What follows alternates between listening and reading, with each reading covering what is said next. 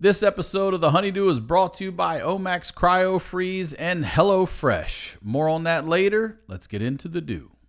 The HoneyDew with Ryan Sickler.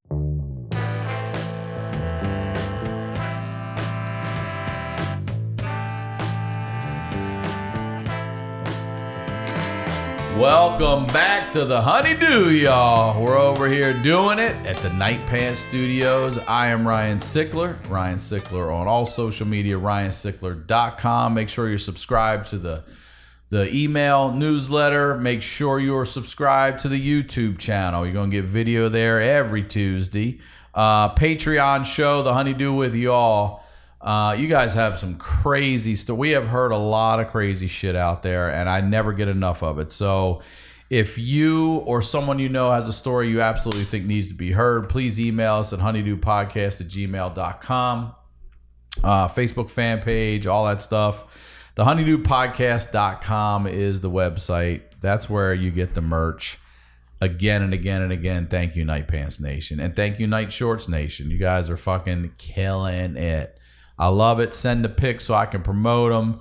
You know what's up there. Hoodies, mugs, all that stuff. And Santa Monica Music Center. If you are looking for online musical lessons, this is the spot. Go to santamonicamusic.com. Use my code HoneyDew. They will waive the registration fee, and you'll get one free lesson when you sign up for a package. All right? That's the honeydewpodcast.com for everything HoneyDew related. It's ryansickler.com for everything Ryan Sickler related. Now, that is all out of the way, you know what we do over here. We highlight the lowlights. These are the stories behind the storytellers. And today's guest is special for me. This is a great friend of mine, and we'll get into what else is going on with this episode. But ladies and gentlemen, please welcome, for the first time here on the HoneyDew, Gary Adler, everybody. Welcome to the HoneyDew, Gary. Thank you, Ryan. Thank you. My camera. That's mine over there. Let me straighten this out. Yeah. So, well, first of all, please go ahead and plug anything. No, you know what? No. Let's do it a little differently this time. Gary and I are old friends. We go back to, 98, 9, somewhere in there. Mm-hmm. Started in comedy together at a spot called the Boathouse, which unfortunately now is Bubba Gump Shrimp on the fucking pier. But it was a once a month show. First Friday, something like that. Yeah, whatever. something like that. Saturday. Mm-hmm. But you couldn't get 20 minutes a set anywhere back then. And so many great comedians came through there, from Cat Williams, Chris Hardwick. There was a lot of people rolled through there. Earthquake came Alonzo through. Bowden. Yep. Yeah. Come up on that mic. Just tons of... Pull it toward you. Tons of great comedians came down there. And yeah, that's when you and I just kind of really got to know each other really well. And you were wise and stopped comedy. Not because you weren't funny, but because it's for shit. It wasn't that. It really wasn't. It was the right move. Well, it probably was for me at the time. You know what it is I don't have like an accent or speak weird or look strange. Neither do I. And you kind of need that delivery, like if you look at the great comics like Chris Rock and even Louis C.K. and whoever else is out there, the good ones seem to have like this weird affectation, and that you get it's like a hook. Mm-hmm. And I could craft a good joke, tell a good joke, but I just never had that hook, Mm-hmm. And so I felt like I'd be better off as a writer, and that's what I just started doing, and writing and designing and stuff like that. And I just had said to you, look, I got this new space, and I really want to do something like old school 70s stuff. I sent you a few samples, and of course you do what you do right away and see it in a different world. You start sending me all this shit back. So a lot of people ask, like, what the fuck's behind you? I have yet to say anything, because I wanted to do this. So this logo, which, it is a little crooked. It's a little tilted, but you know what? It wouldn't be the motherfucking HoneyDew studio if it wasn't crooked. It's way crooked, first of all. And I was so convinced. I was back here like, I don't know, I got to go get my... You're like, Ryan, I was like, perfect. I got that shit, Ryan. I got that. One try. And by the way... it goes with the sloping... It goes up with the sloping fucking... I overestimated my abilities to execute on the design a lot. And I think you had to go over a few things. Like, I painted these stripes, and boy, were they a mess. And then you had a guy come in and do a really nice job. You found that guy. Oh, that's right. You there found you go. it. And by the way, back there, Yeah, you never let's get talk to see about it, but there's Ryan's fucking a giant honeydew just off screen here. Yeah, point to it. That's it. Yeah, just like American Pie. He's just banging a giant fucking rotten honeydew. But what is behind me is a collage of honeydew pictures that you put together. I sent you a bunch of shit. And From your Instagram Yeah, these people. are stuff you people have sent or tagged or whatever. I don't know. Some of them might be yours. But my favorite one. So everybody wants to know why the new side, Ryan. Why you say? I'll tell you why. There was a thinking behind it. It wasn't just something I thought. And this is the truth. It's a new studio. I thought I'd try new things. I'll sit on a new side of the table. And also, I don't care about anything anymore. This virus hadn't given a fuck I'm about telling it. you, man. I don't care. I don't care about anything anymore. The hair, none of it. I don't give a fuck. I care when this shit started. I don't give a fuck anymore. So I thought, new side, fucking new studio, do everything different. Emphasize your weaknesses. Not that I have a good side, but this one ain't it. Okay? So I purposely sat on this side with the gap on my teeth because I don't give a fuck anymore. I am think you look celebrating great, dude. all of my weaknesses and my insecurities because I don't give a shit anymore. But this picture right here. Are you going to get to show that to people eventually? We can maybe take a photo and put it on there for sure. Yeah, we can do that. But this one, one of you out there at a restaurant or a job or something got a POV shot of this dude here passing up this perfectly good honeydew for some cantaloupe.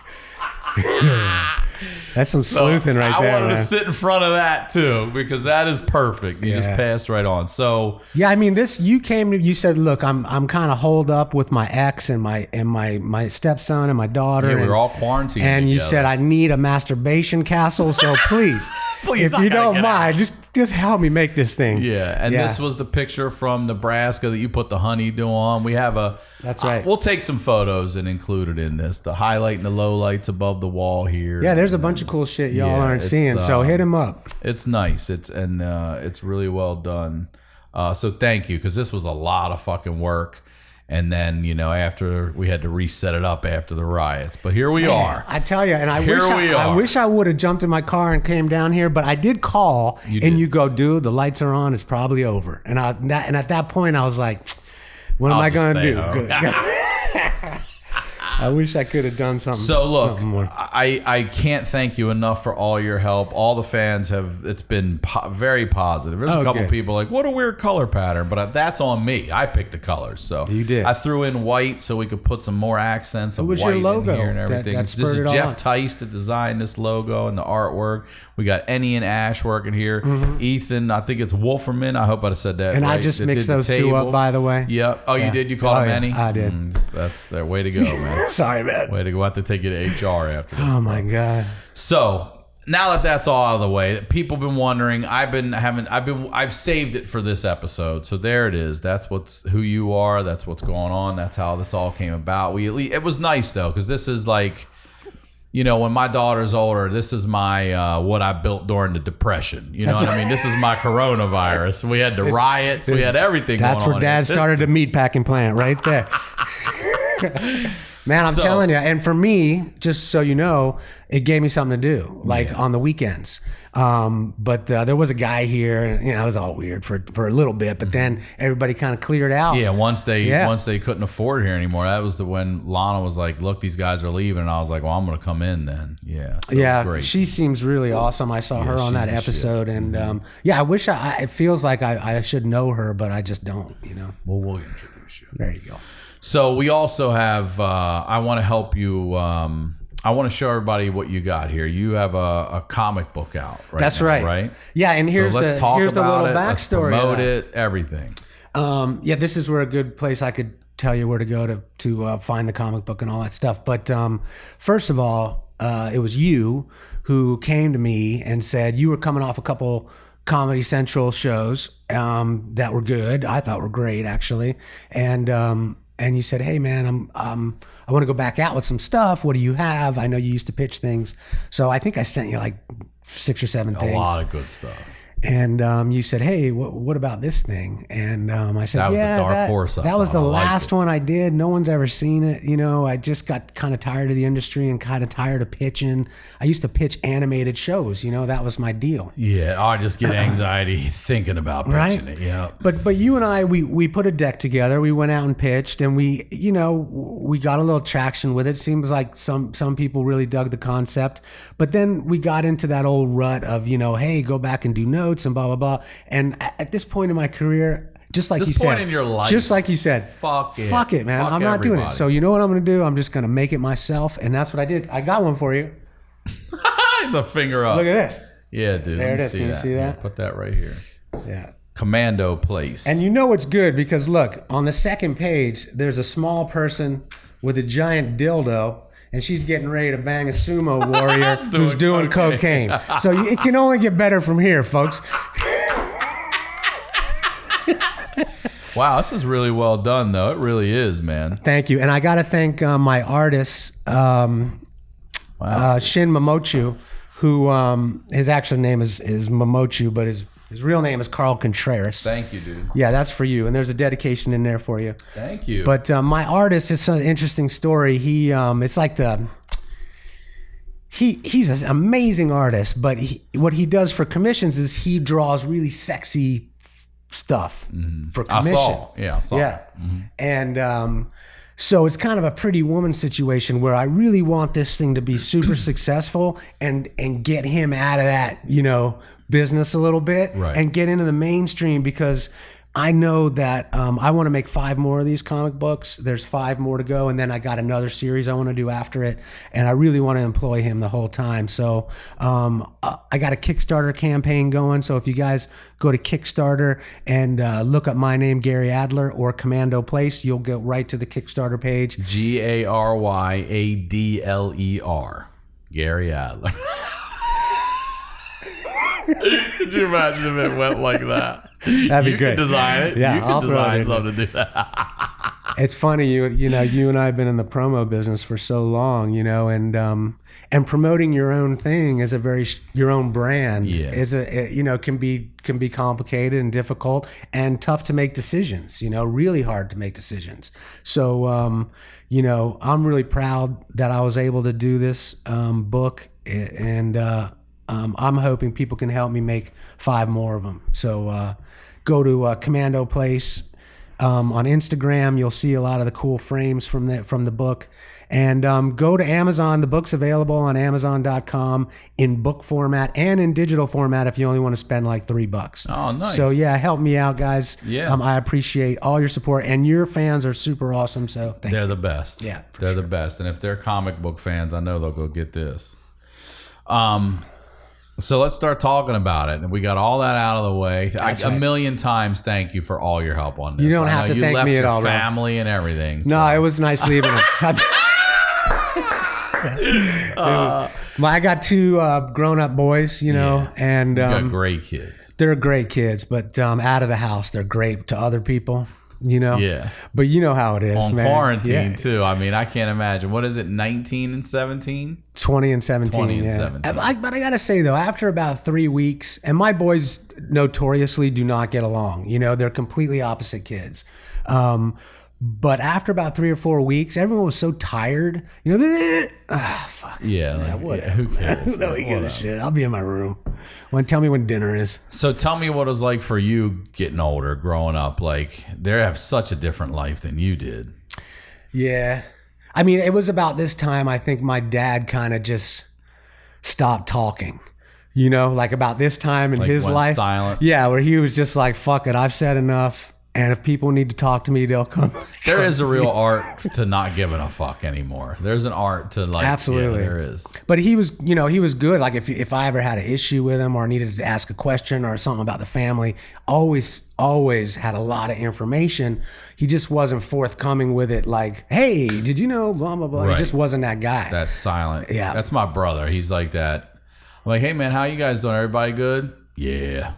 That's it. But then that's it. Yeah. I'm like, But you could draw it out of him, probably. Well, I can. You have to. And he will. Like, well, how are the kids doing? Yeah, Tate's doing all right in Little League. That's it. No unassisted triple plays, nothing. No highlights, no what's the record, none of that shit. Nothing. Yeah, he's doing good at shortstop. Maddie's she's in a recital. I've never met your brother, dude. You guys crazy. seem super opposite. Yeah, we are. And then he goes, almost cried. And I said, you know what? Next time, let yourself. Go ahead, push the boundaries. Go for it, man.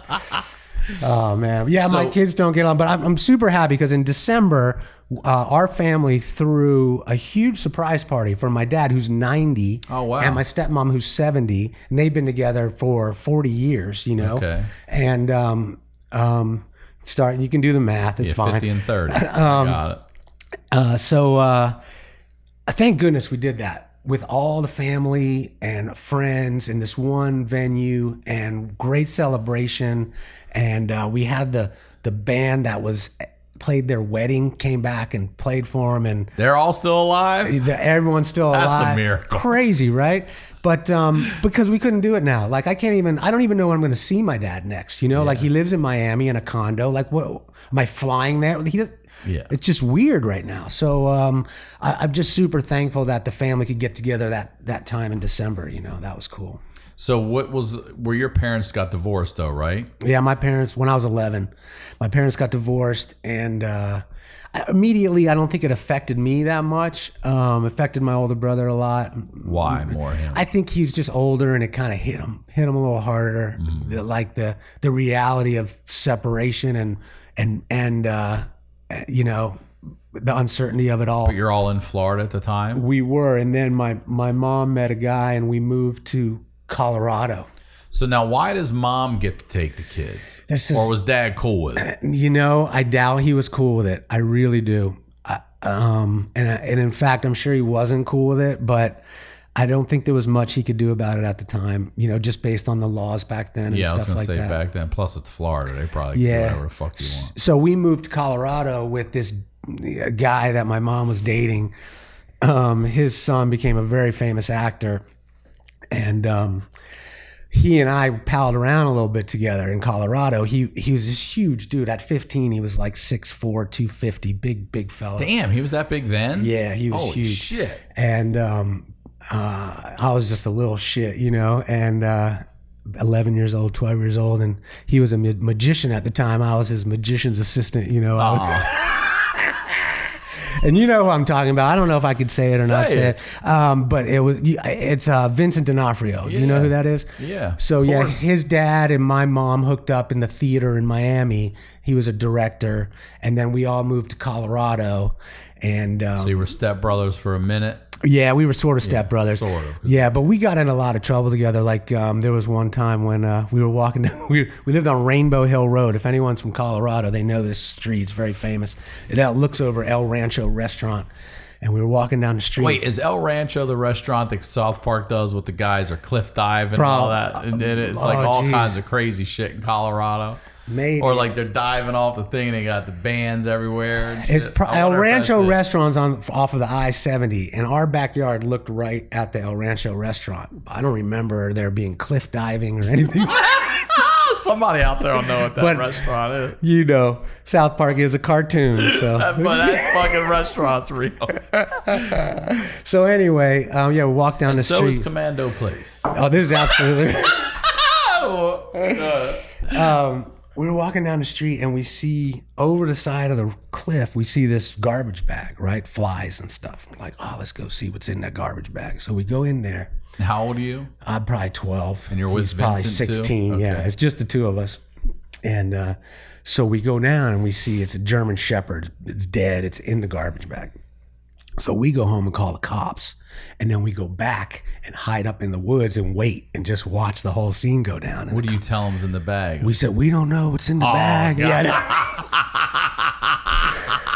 Yeah. We're not sure. We saw flies and blah, blah, blah. And then it was back then where you didn't have to wait for the cops. We just perched ourselves above the tree line and watched them sweat it out hardcore, man. And the dude came down there and he was like, it's just a dog. It's just a dog. And then the next guy, just a dog, and we were like, cut the tape, get him back out there. Oh man, we had a lot of fun. He's a good guy. You know, I never really followed up with him after we moved back to Miami. I was gonna say you've never reached out or anything. I wrote a screenplay once with him in mind as the villain, and I reached out to his agent. He'd look great on this. He would be awesome. He'd be great in the Commando Place. Vincent D'Onofrio. You could do a VO for that, Vincent D'Onofrio. Come on, man. Anyway, so then we moved back to Miami, and then we were apartment kids for a while. Yeah, that was interesting. That was cool. You had never been. Is that the first time you've been in an apartment? Me too. Yeah. I remember going from a house to an apartment, like, what's this? We don't have a yard. We don't have any place to go. We gotta like outside. As soon as you step outside, you're off your property. Yeah. You know, that was new to me. And we were just fucking nuts in there too, because it was just my mom. She had no control over us. We were doing drugs and fucking around and skateboarding. Yeah. Oh my god. What age did you start? I think I started smoking weed in Colorado when I was 14. Damn. Okay. Yeah. Ninth grade. All right. And in Colorado, we had jocks, we had hippies, and we had cowboys, which was a new thing for me. Coming from Miami, I was like this hippie kid with long hair. Mm-hmm. And I remember the first day of school at Bergen Elementary School, it was like 3 feet of snow outside, and they're like, "All right, recess." And I'm from Miami, and I was like, "All right, we're gonna draw. You know, I can do some blocks." And we went outside and played football in the snow, and I just got my ass kicked, dude. I was like, God damn, these kids are hardcore, man.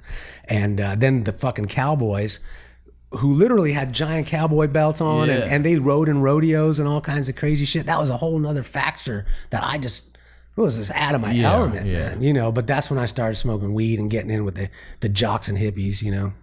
Seemed to be the same crowd sometimes.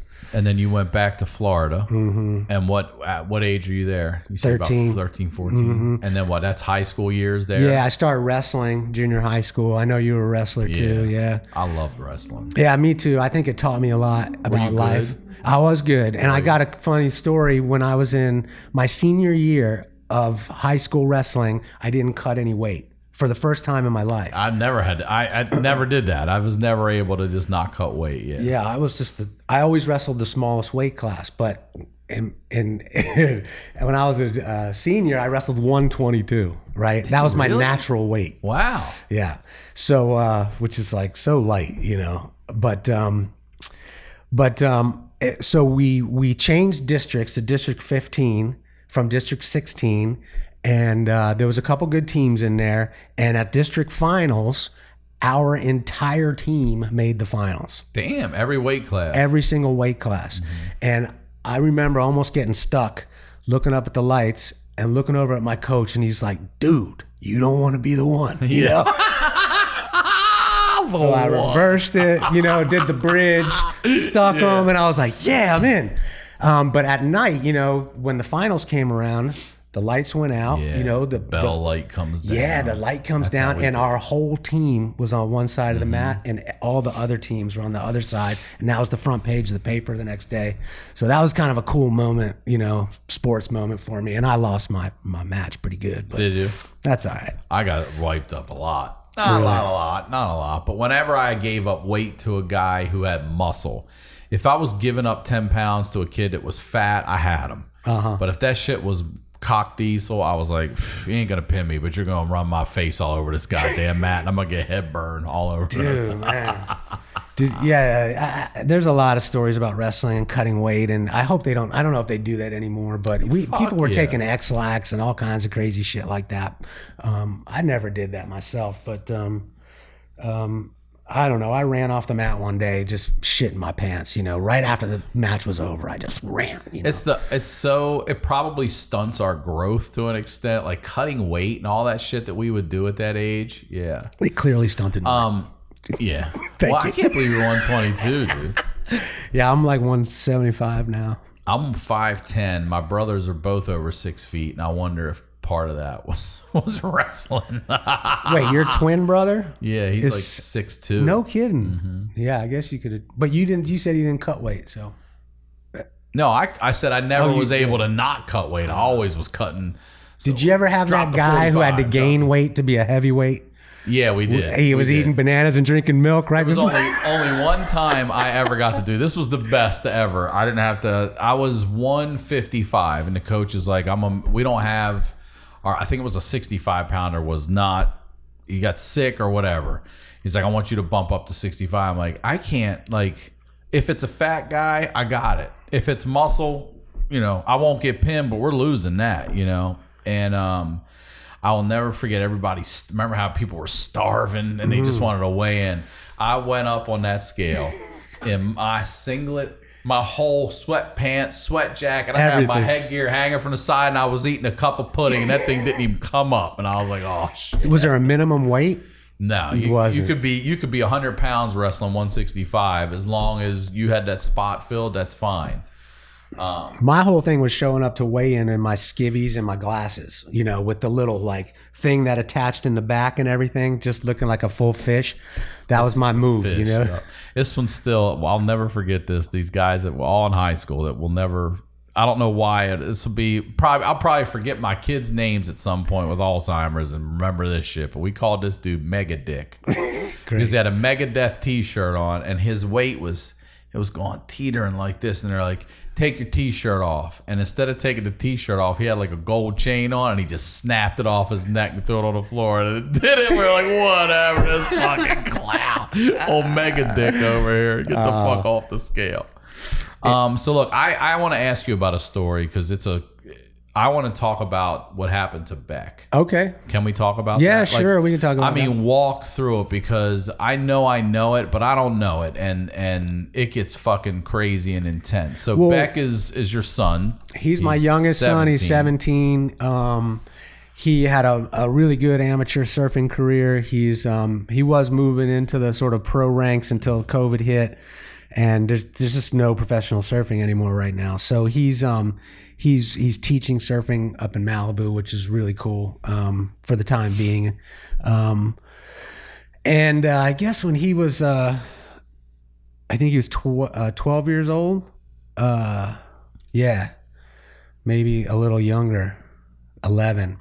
We went down to Baja with another couple families. Northern Baja, like we got a house at Las Gaviotas. I don't know if you've ever been down there. But, not there. But.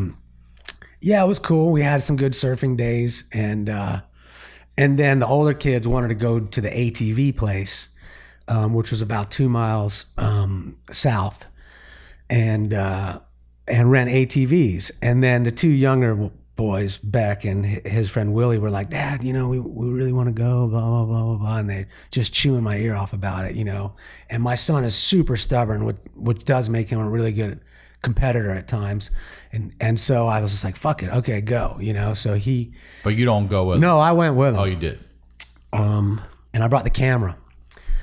So everyone's got their ATVs and off they go, and I start filming. How many people total? Probably 6 kids. Okay. Yeah. And you're the only adult? I am the only adult there. The other dad stayed. Okay. I believe he stayed back, yeah, if I'm not mistaken. But he was a huge help. I just can't remember if he was at the ATV part. So I'm filming the kids and they're all having a good time. And then I see my older son, West, coming right at me, like flying. And I'm like, oh, cool. He's going to do a little donut or something, blah, blah, blah. And then I see just terror on his face. And he's just like, Dad, Beck went over a cliff. Beck went over a cliff, full speed, like 20-foot cliff. And I'm like, holy fuck.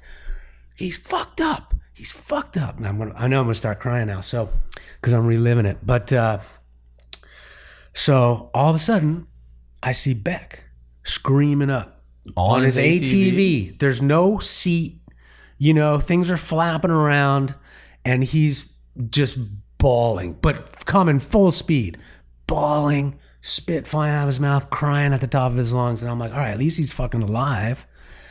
So I run over there, and I'm like, what's up? What's up? He's like, my leg. So I go over to the other side of the ATV and I look down and I just see his bone, you know. Oh. Like his from his knee to his foot is just splayed open. Ooh, like butterflied open? Like just butterflied open.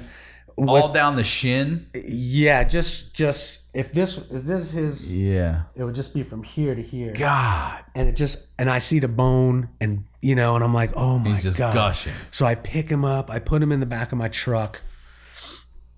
And at that point, I'm just sort of letting other people do the ambulance stuff and all that. The guy who owns the place called the ambulance, is on his way. And I'm just trying to talk to my son like this, just going, he's like, hey, am I going to lose my leg? Blah, blah. You know, this kid was, he had the trajectory. He was, you know, sponsored by Hurley and a ton of other people. And, you know, I'm sure that was going through his head. And I said, you're not going to lose your leg. You're going to be okay. And then I just fainted, you know. You did? I looked back at my older son and I said, I'll be back in a minute. And you dropped. That's. I'll be back in a minute. Yeah. And I just hit the deck. That had to be scary for the kids to see too. Like, oh shit. Dude, you have to understand. How long were you out? Just about 30 seconds. Maybe. Yeah, it was a while. Yeah. 30 seconds is a long time. And then in a panic situation. But I remember like going, I'm back. You know. Like, hey, you were only gone for half a minute, Dad. Hey, look at that. I'm back quicker enough. Oh man. I didn't know you fainted. So yeah. Oh shit. Not the first time I fainted. I got another good fainting story. So then I remember the other dad showing up because they must have called him, and we got the ambulance on the way.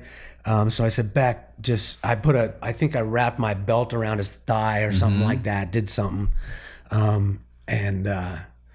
Then the ambulance came and we took him to Rosarita Hospital just to clean I've been it, there. I've been to clean it Rosarita. up.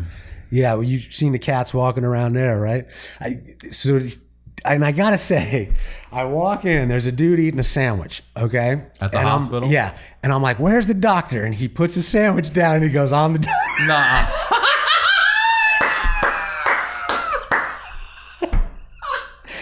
And I'm like, no, seriously. So was he really the yeah, he was the doctor? doctor. But let me say something, because the guy did a tremendous job. He cleaned out my son's wound. He wrapped it real good. And then he called the other ambulance. All right, so wait, that's what I want to go back to. So the ambulance that picks up you guys, is it state of the art? Like, what are we talking about? Well, yeah, the ambulance certainly is state of the art. But so are they cleaning them out? And like, are they prepping them in the ambulance? No, on the way, or they're just running them there? They just ran them. They're not doing any. Okay, that's why I was wondering if there was equipment in there where they could start helping. They him, were making sure that he was conscious and everything. Okay, so and he vitals was, and shit, you know. Yeah. Then they cleaned out the wound real good and wrapped it up. I think we were there for maybe an hour and a half. I paid the ambulance. I paid the hospital cash. Then another ambulance came that could take us to the border, where a U.S. ambulance would come and pick us up. So why was that? Well, they wouldn't do surgery there, or? Well, I didn't want them to. I just needed to get them to the States, you know. So we're in the ambulance. And the guy gets in the wrong fucking lane to the border. Yeah. So 45 minutes, people are trying to sell me churros and shit, bro. And my son's bleeding out in the back, man. Oh my God. Every now and then, I'm like, you okay? Like, you want a churro? He's like, no, I'm good. And You want a Last Supper, Black? plastic monkey, surfing monkey. You need a blanket? I've been through that border check. So I'm I fucking almost bought a Last Supper plaque. flipping out. And at that point is when So they can't turn their lights on and get people we thought we were going in the fast lane, but what they've done is they've sold that fast lane now to fast pass people. So you're just in line with everybody else, but he got an actual wrong line, not even in the fast pass lane. So at that point, I called my wife, who's in LA, and I'm like, look, you got to meet us down here in San Diego. Just get in your car. And she's like, what happened? I said, there's been an accident. It wasn't surfing. Just come, you know. And I called the hospital just over the border. I don't want to say the name of it, but the lady at the front desk was so fucking cool. And she goes, you don't want to come here. She goes, Really? Go to Rady's Children's Hospital, which is another 10 minutes. Just take him there. And I was like, okay. So when we got there, first of all, we got to the border and then we transfer in the ambulance and I'm like, let's go. And they're like, no, we got to unwrap and see if you got drugs in this wound. And I was like, are you fucking kidding me? The kids got to get sewn up. It's bad. I said, it's really bad. And they're like, how bad? I'm like, really bad. So they're like, we still have to do it. It's protocol. So they unwrapped him and, made sure there wasn't drugs in the wound. How fucking drastic is that? Yeah. But I bet you they've seen everything. I'm sure they have, man. So they were cool. They wrapped it back up. We went to Rady's Children's Hospital and we got into the operating room right away. And the nurses were so cool. They already had Beck surfing edit on an iPad. As soon as they rolled him in, they're like, "Is this you?" And wow. Yeah. And he goes, "Yeah, that's me." And they're like, "Wow, what? Tell me about that move." Meanwhile, keeping him off. Yeah, and the doctors are like, "You got 1 second if you want to take a snap of this wound before we heal it up." So I walked in there and went snap, and that's the picture I sent you. Yeah, that thing is gnarly. Let's take a quick break and tell you about our first sponsor, Omax Cryo Freeze. Living with chronic pain is the worst. It's more than a feeling of discomfort. It can affect your whole life. Many of you probably have some type of pain that's prevented you from relaxing and sleeping or stopped you from exercising. Perhaps it's been ongoing for a few weeks now and hasn't improved with any of the treatments you've tried. Enter Omax Health.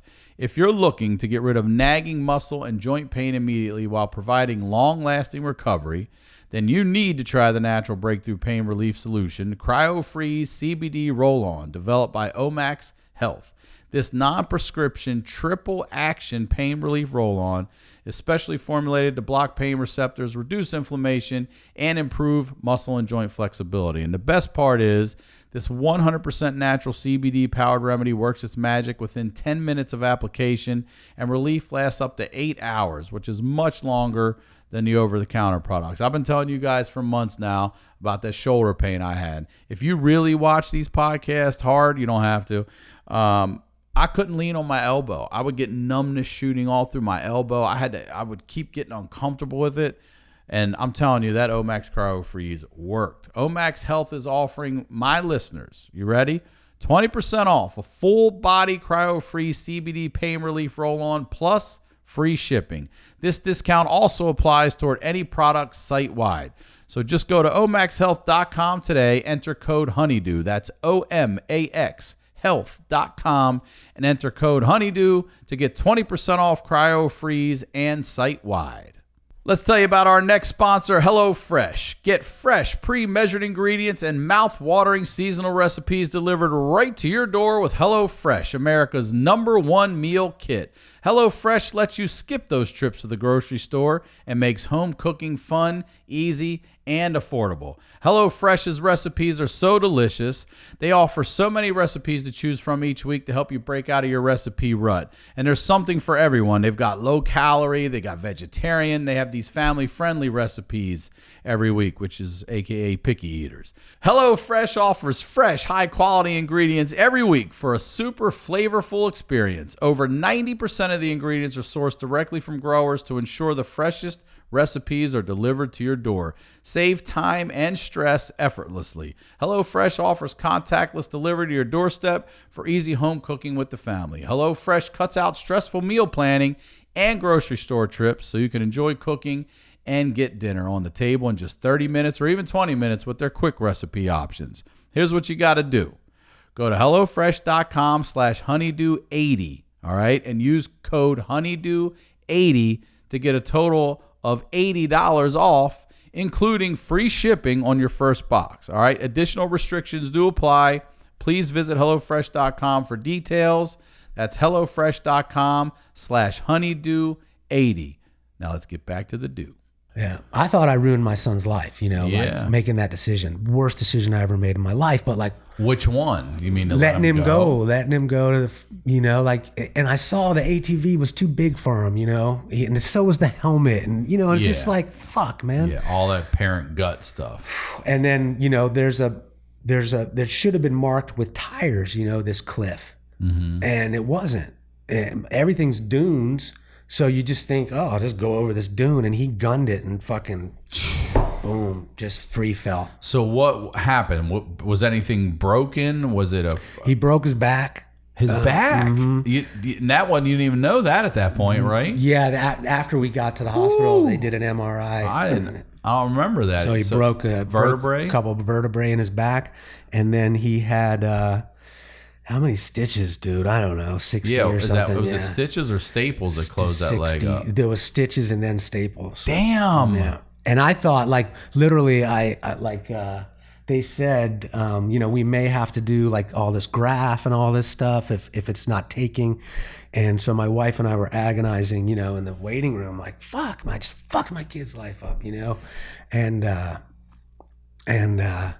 so he, the doctor came out and said we were able to, do it without any grafts or anything, blah, blah, blah. So then it was a big, tough recovery time for him. That was a hard time for him, being in a wheelchair and all that. Yeah, because he can't do anything. He's active as hell. It took him 5 months to get back in the water, I think. Damn. And how's it now? He's good now. He's got a huge scar. And I'm sure he lost some strength out of that calf, What took longer to heal, the leg or his back? I feel like your back was. I think the leg took longer to heal, yeah. Yeah. Just in a sense that you don't want to get infected if going back in the water. He did a shit ton of rehab. Thank you, Sophia Costa, by the way, who is PT. I didn't know you passed out, dude. Yeah, man. You said you had another one? You passed out? Oh, yeah. Well, that was the first time I ever got a BJ. Nuh-uh. Yeah, for sure. You passed out? It wasn't at the time. It was after. Okay? So it was the first time. I guess I could say who it was. So when we came back. No, don't say names. I'm not going to say who it was. Okay, when we came back from Miami, my mom had this way of, meeting guys and moving into their house with us. So we moved into this dude's house in Coconut Grove, and he had a really cool family. But yeah, one of the daughters, hooked up with her, and I just remember, like, I was like, wow, this is amazing, getting that first time. Like, I think I was 15, 16. And then I got up to piss, and in the middle of my piss, I hit the porcelain so fucking hard, dude. I just went boom, bounced off. How long were you out for that one? It's never happened again, man. So that must have been the best blowjob of my life. It's all downhill from that.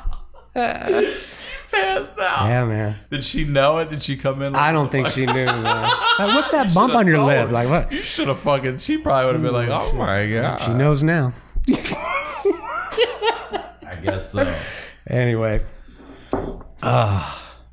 man, you and I got fired together. How about that? We got fired twice together. Yeah, the same day. Same day. Yeah. We did. At, we won't say where, but we were working together, and it rhymes with Disney on a project. Yeah, on a project that I remember. You got called first. Yeah, we were in the edit bay, and I was like, "All right, I'll save you some pizza." And then I got called. I was like, "Let me take this pizza with me." Oh man, I remember lighting a cigar and being escorted off the lot.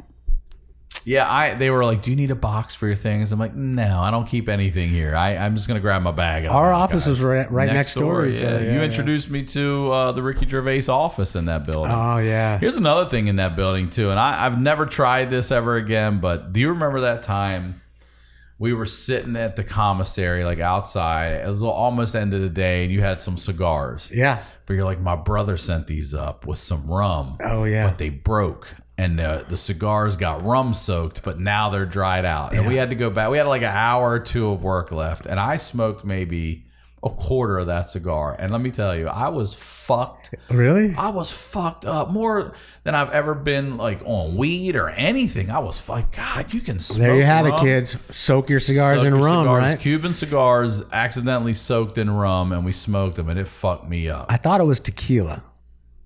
Thinking back on it, because I remember he sent me, whatever it was. It fucked me up. Yeah, that was the cigar I lit on my way out the door. That's a double win right there. That was a crazy place too, man. That whole Prospect lot. That's where we were, on the Prospect lot in Los Feliz. Yeah, man. Well, Now look, man, here we are. Now, you know, I'm super thankful that I have a job, you know, and I'm really thankful that, you know, you get to continue doing this thing. I hope it's making you some money, you know, because I know you're not on the road anymore At all. You know, nobody is. Yeah, I turn on the Facebook every now and then, and you know, some of the comedians are just so. It just seems like desperate times right now, and I feel bad for a lot of my friends out there, you know. But listen, hey, hopefully things will turn around and people can get back on stage and, you know. Look, man, I haven't panicked. It's all good. It's going to be whatever the fuck it is. When comedy does come back, it'll be awesome when it does come back. But it's not going to be, I mean, Joey Diaz just hit me up. It's 2021 in Philly is canceled. The shows are canceled till, 2020 till 2021, February, I think it is. New Year's parade already gone. Like, it's until there's probably a vaccine, you're not going to see the Comedy Store packed out like it was, and you know, all these venues packed out, concerts, arenas, you know, football stadiums, all that shit. But I want to talk about, you got some more stories here. I don't know what first time, second time is. First time, second time. Oh, the second time I got laid. I think I told this story on your other podcast, Crab Feast. Yeah, on the Crab Feast, and but yeah, the second time I got laid, the girl who I slept with the first time was the same blowjob girl. Okay. And then she must have So you lost your virginity to the girl that made you pass? I would too after that. And it was amazing. And I guess she recommended me to one of her friends or something. That's nice. So she came over, but she had a full like back brace on that was screwed into her temple. The halo, dude. Yeah. So, but she was super. My friend Rebecca had one of those because she broke her neck. Yeah. So I guess she was just ready to get laid after a lot of rehab or something. But it was still on? It was still on, but I helped her take it off. They called her RoboCop. I helped her take it off, I remember. And I had to be super gentle, with her. But it was, you know. That's how you know how horny you are when you're a kid. Because as a grown adult, you'd be like, let's just wait till that's off. I was like, oh, yeah. I'll work around that. That seems fine. Just give me a 316. Poor girl must have been so horny, too, to take that whole thing off. It's dangerous to take that off. Let's hand me an Allen wrench. Let's get to it. Yeah. Oh, man. Go as slow as possible, yeah. Yeah, that was kind of nuts, man. I don't know. Shit happens to me, you know. That was a weird one, dude. But that was an introduction to sex. Like the first two times, one faint, one thing. I didn't know what was coming. I mean, you must be into some freaky fucking shit now to get all faint and RoboCop. I've been married 21 years, you know, to my lovely wife Emma. And, great lady. Thank you. Dude, she's in your business. Always dude. Up my ass. Always. Everything's always an insult with a smile. Oh yeah. Yeah. That's my whole life. Yeah. But I think the first I remember our first date, we were talking about anal sex. Okay. Like I've never done it. I've never had it. I've never done it to me or to somebody. And I think we were chatting about it and I'm like, oh, I like this girl. She's talking about anal sex. But her proposition to me was, I will if you will. In other words, if you go buy a fucking dildo and I can peg you, shove it up your ass, you can do that to me. And so I just never took her up on it. It's been 21 years. The offer still on the table. She did a good thing. She was like, here's the deal. But it's just never interested me, like weird kinky sex. It never interested me at all. I don't know. I'm just not down with that. When it comes to dating, like what's the weirdest date or breakup or anything like that you've ever had? It was probably the head trauma.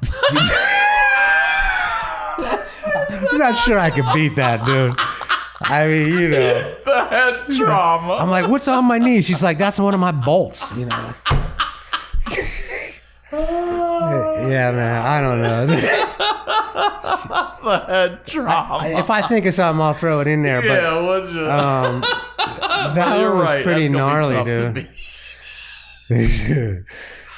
That's gonna be tough. Dude, I'll never forget walking in and I had to make that decision. Like, you know, am I gonna get laid or do I have to deal with this shit? And it wasn't even a And second. she was bro. cute though, huh? Super cute. But yeah. she wanted to have sex with that thing on. Huh? She wanted to have it with it off, which really scared me, yeah, you know. But yeah. And then you had to help her put it back on. And she had the little divots, you know. Rebecca still got the scars where it bolts into your skull. Yeah, it was nuts. Fuck, dude. You put it back on. Put it back on and everything.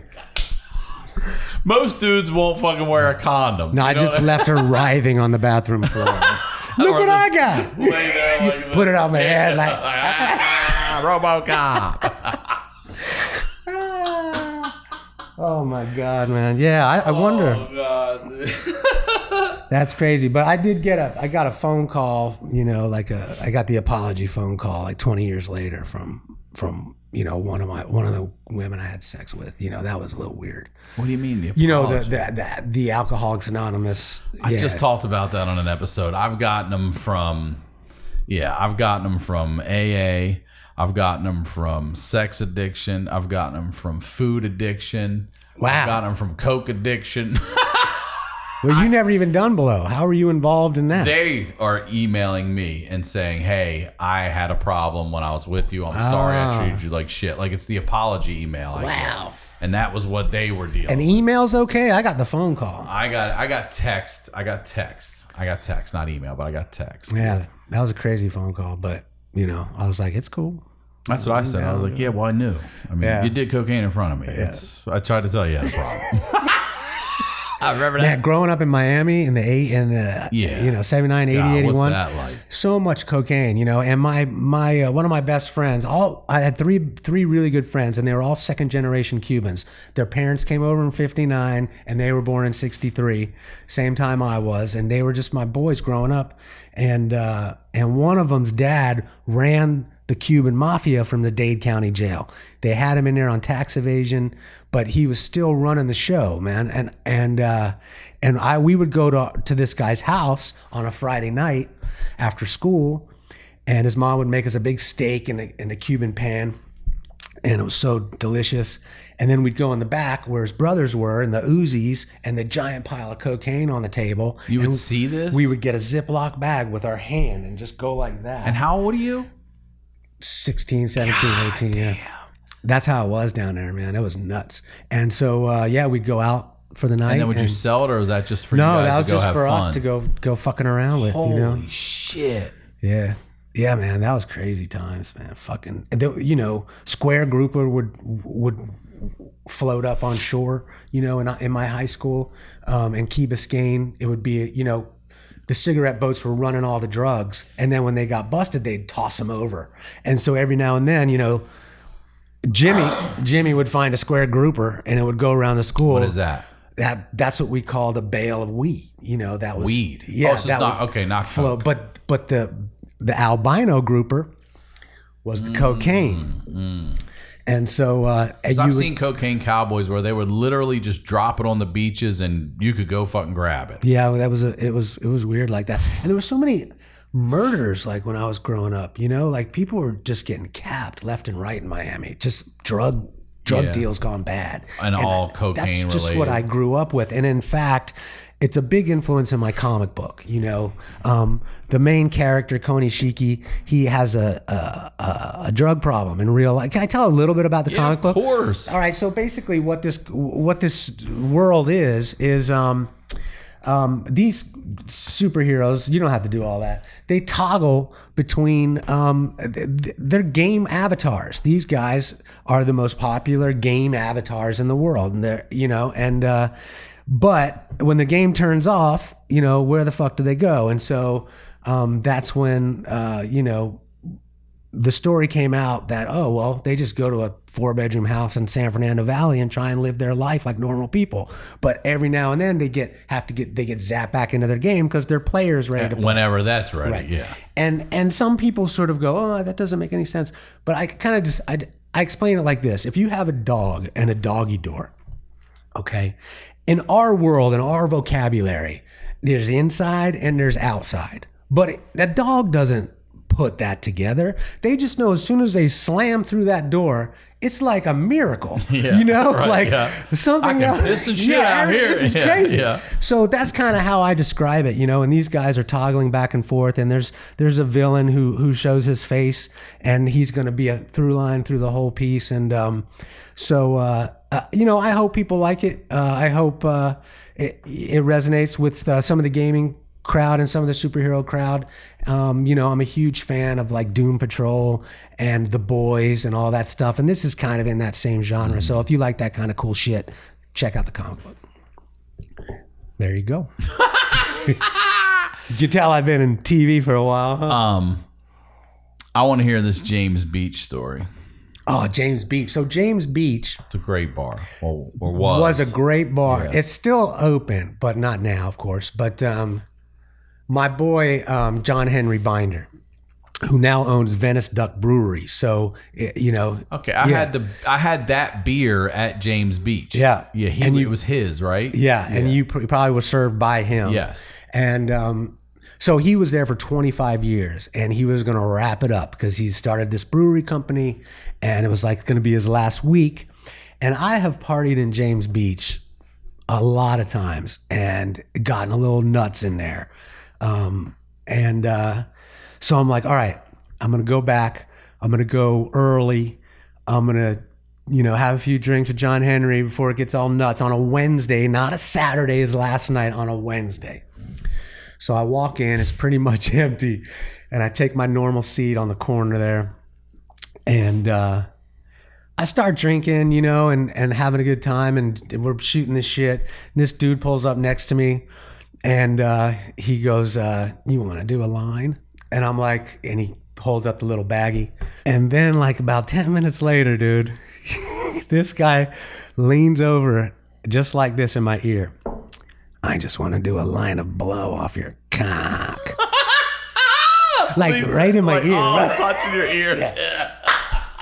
And I was like, check please, John Henry. Give me the check. So he gives me the check, and I whisper in John Henry's ear, I'm like, these are the last words I heard at your bar. And I told it to him, and he fell out, and I walked out the door. That was the last time I've been there.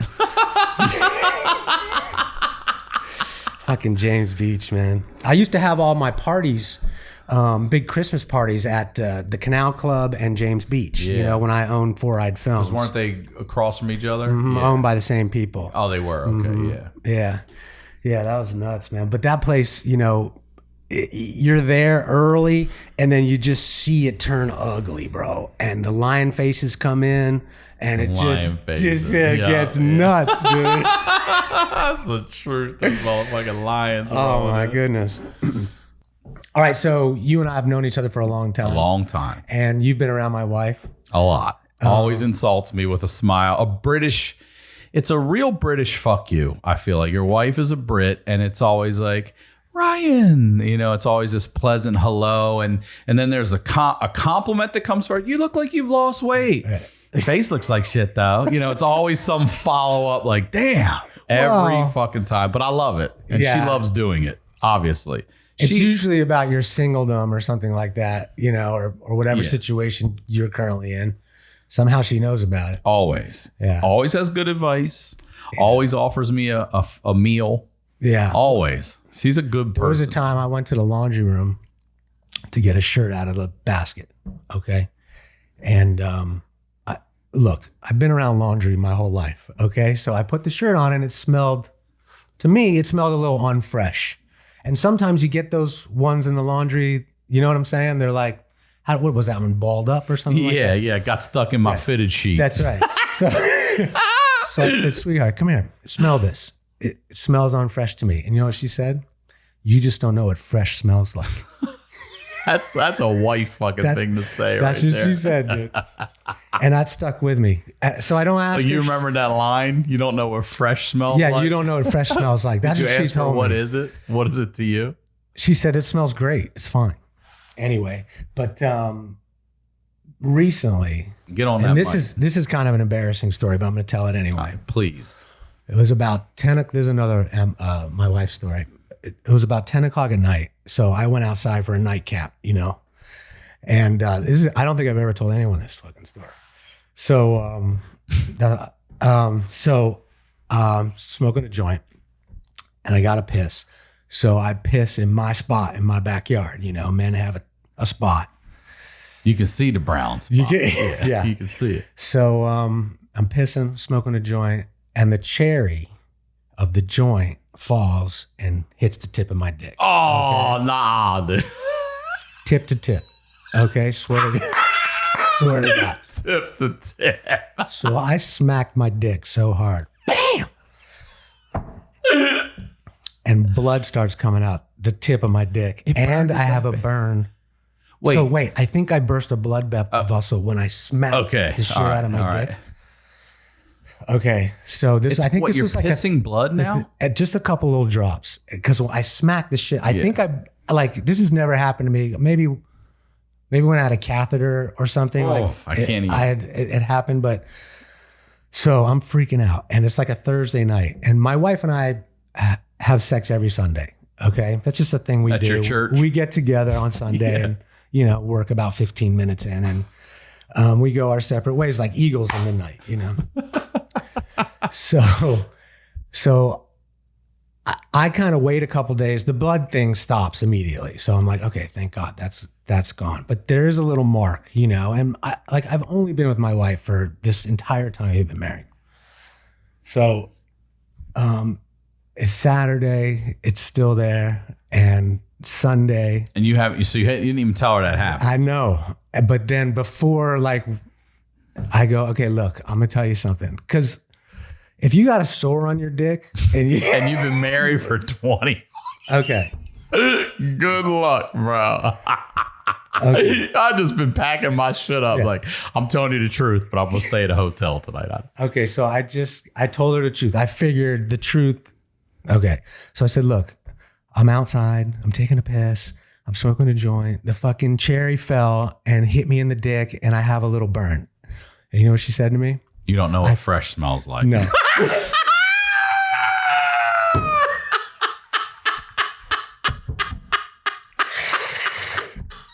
She goes, I can't believe you were fucking taking a piss in the backyard. That's a good wife.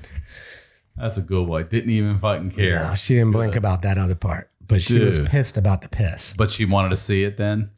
That was gnarly, huh? How long did it take to heal? A couple weeks. That's a sensitive fucking spot. Yeah, it wasn't to be fun, anything. Dude. I mean, you know how when you get a spider on you or whatever? Yeah. That's how I reacted. Bruce Boom. Lee, yeah.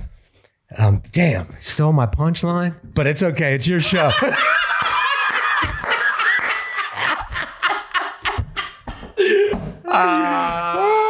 That's all right. It's your show.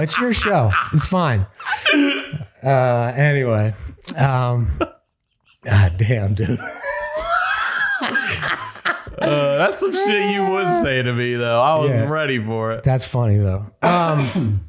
Anyway, so I wanted to ask you. You told me a story. Well, you told me something about your dad and camp. Yeah. Oh man, I don't know what it was. Maybe it was like the time in the 70s. I think because you're a little. I'm 47. How old are you? I'm 10 years older. So you're 50. Damn, are you really 57? I am. You look fucking great, dude. You're almost 60, bro. I know, right? I'm on the wrong side of 55, as they say. Fuck, you're alive. You're on the right side of 55. The wrong side is dead. People talking about it. But listen, it takes a lot of work. Yeah, it looks good. I got good genes. You surf, you do a lot I do of have shit. good genes, though. My dad's 90. He's still that's a big part amazing. There's nothing lost there. He's on point. He can't hear as well, but he's definitely on point, right. Super sharp, and always has been. But when I was 8, all right, he drove me to sleepaway camp. 4 weeks, bro. 4 fucking weeks by yourself? No, let me say this. It's an 8-week camp. Okay. My brother was there already. He'd been there for a couple of years since he was 8. But, so he was there already the first 4 weeks, and my dad was driving me up for the second 4 weeks of that. How far away from home is this? So we lived in Miami. Okay. And, so the nice Jewish camp was called Camp Coleman, and it's in Florida. And we drove past that camp. And I waved to all my friends. Good Gentile camp. You know, like, so he drove me to Camp Chatuga in North Carolina, which is where they shot Deliverance. Is that right? I am not kidding. On the Chatuga River is where they shot Deliverance. And so now I listen. know that. I always thought it was in West Virginia for some reason. The camp was awesome. The camp was awesome. But I was 8 years old. So it was a drive. It was a couple days 4 drive. hours? No, dude, it was a couple days. Like Days. we I think we stopped in Orlando and spent the night, and then we drove the rest of the way. But here's what I'm getting at is you're taking your kids and you're just leaving them. There's no cell phones or texts. Oh no, there's none of that. You don't even talk to them for a few weeks. That's what I'm saying. Yeah, it's just letters back and forth. Yeah, and it's not like a commute where he can ride up an hour and go see you. No, I think there's parent day, but I don't know if my parents came. Whoa. You know that. A long drive, right? Yeah, that's what I'm saying. And there were some kids who got the care packages, you know, like SpaghettiOs and Sterno, and we could make SpaghettiOs in the fucking cabin and shit like that. My friend Eddie Friedman always got the good care packages, but didn't get the care packages. But here's my little highlighting the lowlights story about camp. And that first day, we got there in the morning. He dropped me off. We said goodbye. And you're how old again? 8. 8. And we went on a 10-mile hike to Dairy Queen. Okay. 5 miles there. 8-year-olds on 5 miles there and 5 miles back. How many kids would you say? 15. And how many counselors? 2. And I shit Guys myself. Or girls? At mile 3, bro. On the way there? On the way there. Shit yourself. So bad. Like just like and I would say probably for a mile and a half, I was trying my hardest, you know, that moment where you just can't. So what do you do? So I went into the bathroom when we got to Dairy Queen and took. You walked 2 more miles? Yeah. Shit. Hold on. I have a million. Yes. Is it diarrhea? Is it like running down your legs? Is it a turd? Yes, there's a little bit running down my leg, and have you notified anybody? I have not. I am embarrassed. Are you in the back of the line? I'm 8, I know. I'm not 58. Now I was 8. And I just driven 2 days with my dad and got dropped off in a state I've never, I just learned about in geography, So I get into the bathroom at Dairy Queen. I take my underwear off and I throw it in the trash can. I try and clean myself up best I can. And then I never got any ice cream because by the time I was done, it was done. All right, finish your blizzards. Let's go. I was like, God damn. Probably shouldn't have been eating ice cream anyway. Let's be honest. So we got back and it was the beginning of the week, of course, because it was that first day of the 4 weeks. And I put all my clothes in the hamper, and everyone had their hampers hanging up at the end of the beds. But the laundry had just been done, So my shitty clothes, like I was the shitty kid. No. Bro, I was the shitty kid. I was like, oh, there's the shitty kid, And they would say, you'd hear people say that. That's brutal. But the shitty kid.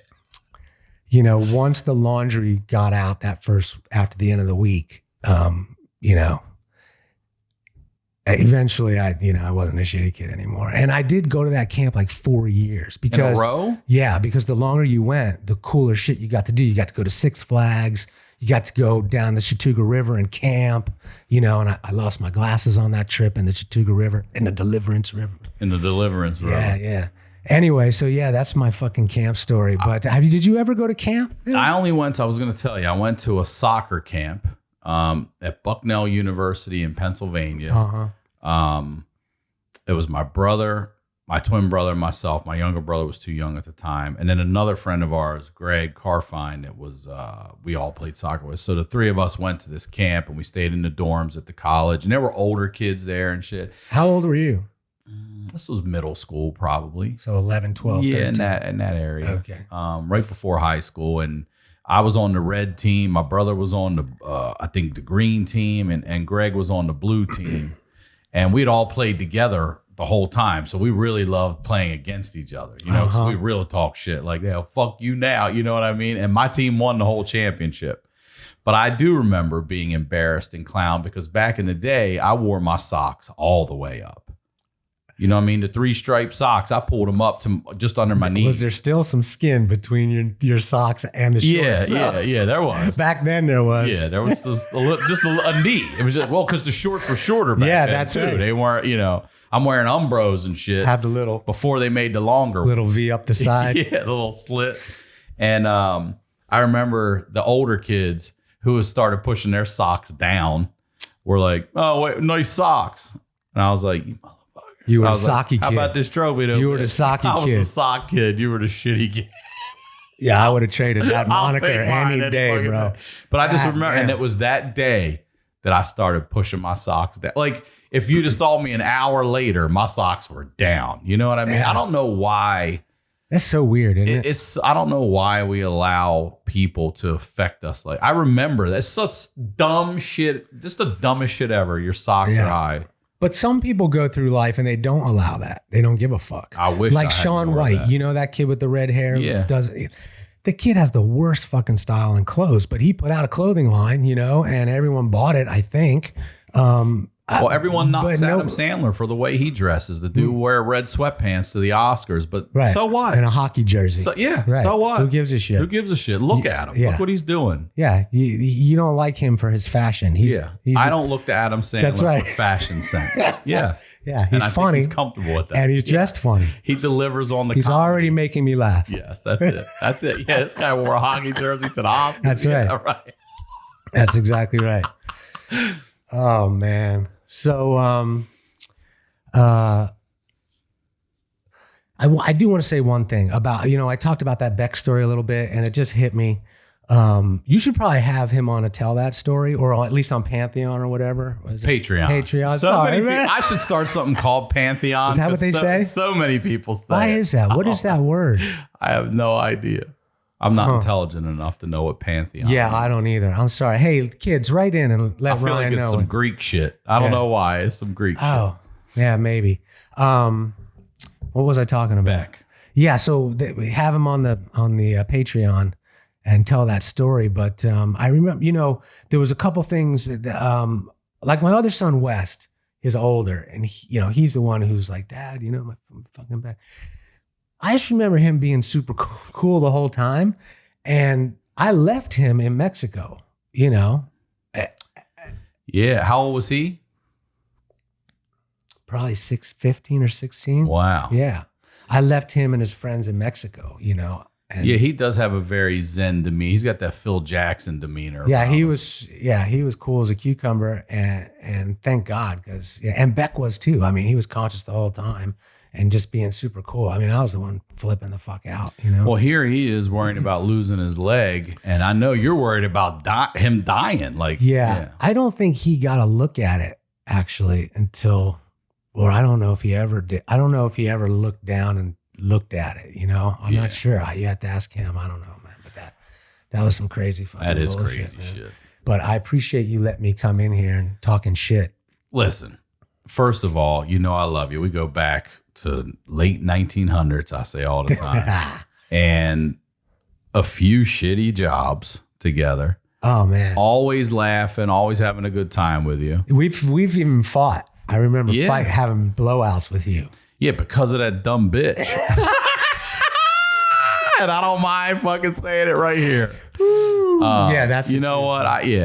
Yeah. So, but who hasn't? I mean, any good friend of mine or family, I mean, you have at least one blowout. For sure. And then you find out whether you're really friends or not after that. That's honestly, right. because some people just go their separate ways like, oh, it wasn't really that thick after all. So, And also, you come across people in this industry where, you know, most of the time you're not rooting for them. You just aren't, Yeah. you know, but you're someone, you know, even when we were both coming up, I just respected your comedy and your writing, first of all. And so I just say, I'm rooting for this guy. He's a good guy. You know? I appreciate you, dude. You gave me my first real long stage time at the Boathouse back in the day when we would do that. Well, you would do the monthly show and allow me to be on it with Mark Dominique. Yeah, we've talked about that. Mark Dominique. And Jody Pershing, who's no longer here.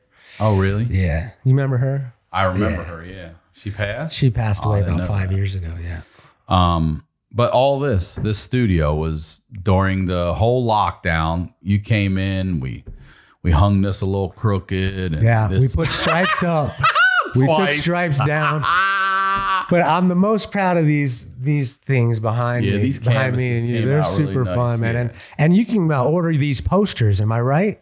Yeah, you can if you want a fucking 12 by 12 of my head. Yeah, you get that. You can now order these on what's that shit called when you stick those things up? Fathead. Fathead, dude. What a great fathead that thing would make, huh? Yeah, well, that's originally what I started looking at. Yeah, so Fathead, get in touch with Ryan. Let's get him on the Fathead, program. what's up? Let's go. Let's get some HoneyDew Fatheads. I like it.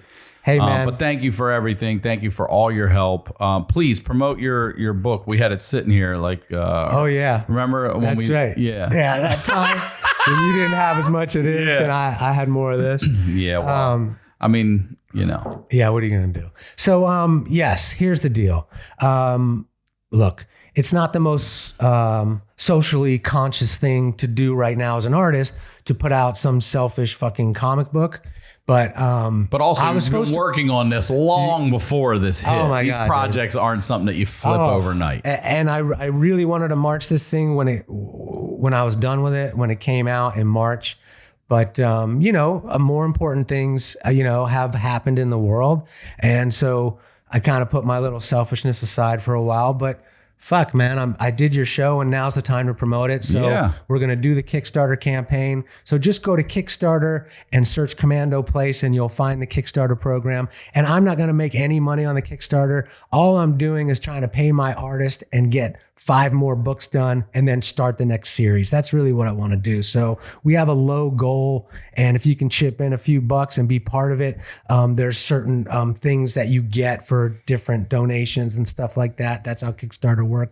So appreciate any help. Is it just Kickstarter.com and then search Commando Place? That's right. And you'll see the project. Is there a link anywhere on a website that they could go directly to take them there? There is. And will you, maybe you can just put that in the, I do have I think it's Kickstarter.com/Commando Place. Send us the link and we'll put it in the YouTube description. Okay, that'd be great. Thank you so much for that. Yeah, and thank you all. I love your fans. You always tell me, not to get involved, but I love doing the Photoshop stuff. I don't know if anyone knows, but I sometimes I submit Photoshop shit to you and you put it up, and that makes me all proud. I love all that stuff. Yeah, or I'll find some HoneyDew shit in the store in Japan. Man, I don't know. I think that I don't know. I'm not like a lot of the people I meet in this industry, in that I don't feel like them. I feel like everyone else. Yeah. You know what I mean? You're always been a genuine person. I am just a regular person. I live in a fucking 2-bedroom, 1-bath apartment with no goddamn central air or heat, with tandem fucking parking, with a lot of crime in my neighborhood, and pay $2,000 a month in fucked up Los Angeles. Whew. But this is where my family is. This is where my kids are. So this is where I am. Mm-hmm. And I am so fortunate to have tremendous fans, fantastic people that it makes me feel so good when other comics, but when they could go to their shows, are like, man, I had a dozen people there because they heard me on the HoneyDew, and they were the nicest people. If it's every comics like, you have the best fans. Oh my God, I'm getting so much love. Oh my God, this feels great. Thank you. They're coming on here and talking about shit and trauma, and then the love that showed to them. And I'm not always tagged in that. Someone's like, hey, look at this message someone sent me. I'm like, oh, that's fucking awesome.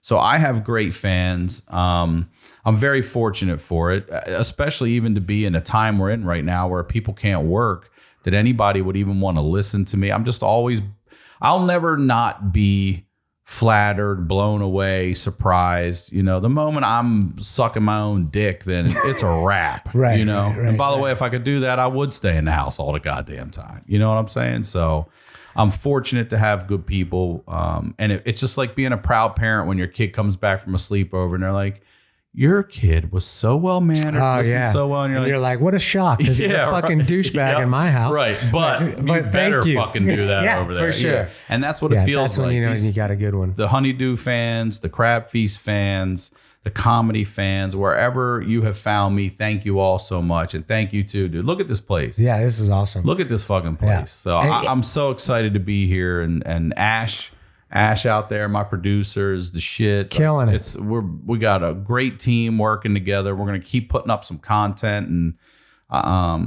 go from there. So thank you for being a big part of it. My pleasure, dude. I was happy to open Ryan's House of Masturbation.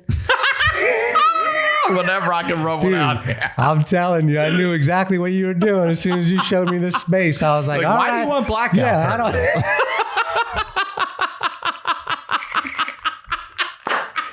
All right, man. Thank you so much. Yeah. So wait, one more time. Go to Kickstarter, search Commando Place. That's right. And you can and we'll have a link in the YouTube description. Yeah, and on Instagram, Commando Place has a little Instagram account where you can see a lot of the artwork there. Great. And you can add really to my well 400 followers if you want on my personal Instagram. I don't care if you do or don't, frankly. It would be awesome if you followed me. I do put my artwork up there. Yeah. So thank you guys again, and thank you, Ryan. Of course, man. Thank you, brother. All right. As always, RyanSickler.com, Ryan Sickler on all social media. We'll talk to y'all next week.